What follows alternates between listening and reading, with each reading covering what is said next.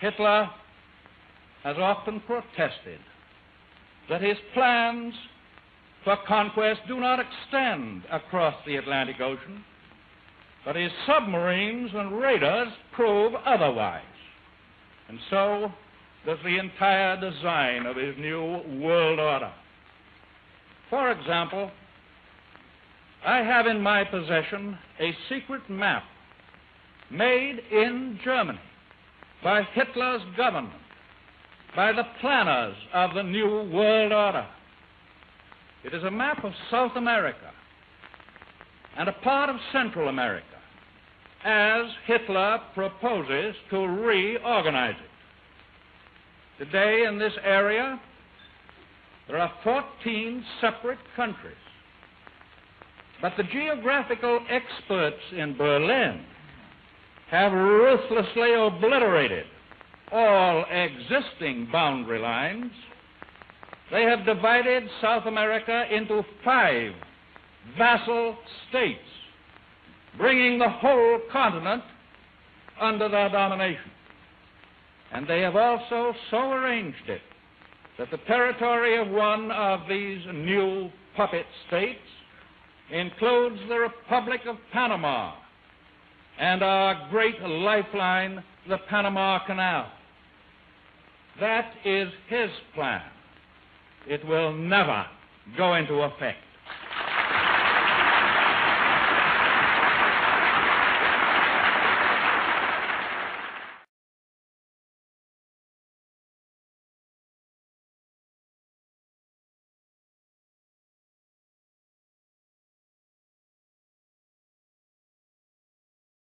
Coming into view. A world in which there is the very real prospect of a new world order. It is a big idea. A new world order. A new world is emerging. It is a new world order. The new world order is emerging. A new world order can be created. New world order. The new world order. New world order. A new world order. The new world order. New world order. New world order. New world order. A new world order. And the hope that each of us has to build a new world order. Движение в другом направлении, к новому мировому порядку. I think even that does not describe why the world has changed so much and why the world has turned so much toward a new world order and a new kind of civilization. France intends to pursue, together with all people of goodwill around the world, this battle to build the new world order of the 21st century. It's about the future of Europe and a new world order. New world order. New world order. A new international order. New global order. President Obama and British Prime Minister Gordon today calling for a new world order. Is this some sort of a new world order, which Gordon Brown kind of alluded to? God is setting up a new world order, and his plan includes you.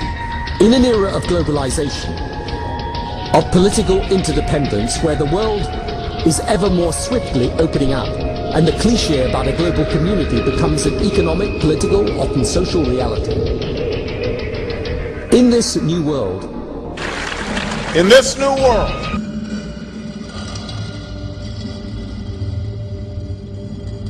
Uomo moderno, adulto, eppure talora debole nel pensiero e nella volontà. Lasciati prendere per mano dal bambino di Betlemme. Non temere, fidati di lui.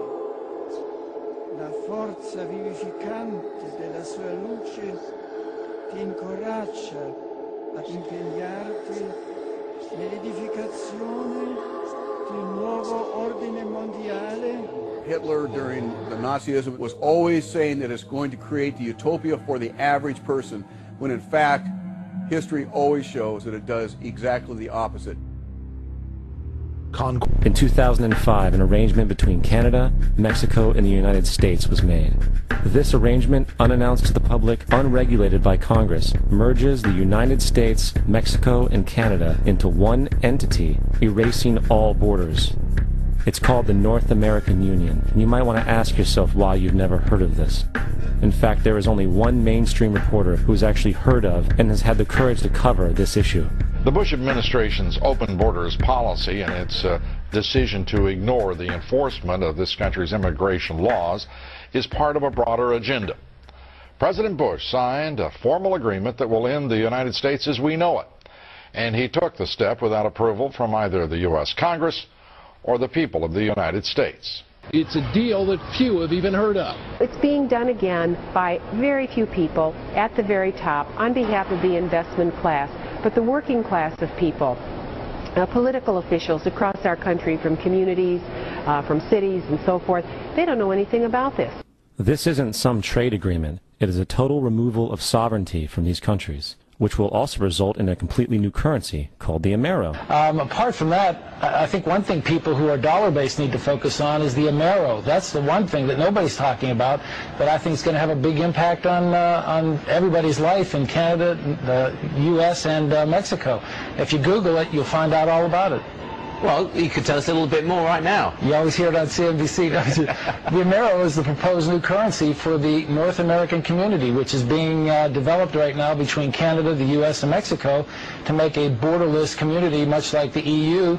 And the dollar, Canadian dollar, U.S. dollar, and the Mexican peso replaced. After a man has far more money than he possibly can spend for pleasures, what is left to excite him?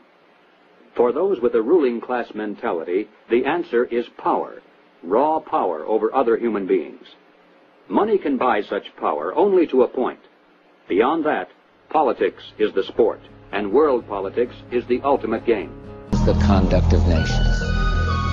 When we are successful, and we will be, we have a real chance at this new world order, an order in which a credible United Nations can use its peacekeeping role to fulfill the promise and vision of the UN's founders. I had planned another closing message, but I feel compelled to say what I'm about to say. Now, I risk sounding like a conspiracy theorist, but it's no longer a theory. What I'm about to say is fact. The secret organizations of the world power elite are no longer secret. They have planned and are now leading us into a one-world communist government. It is a big idea, a new world order.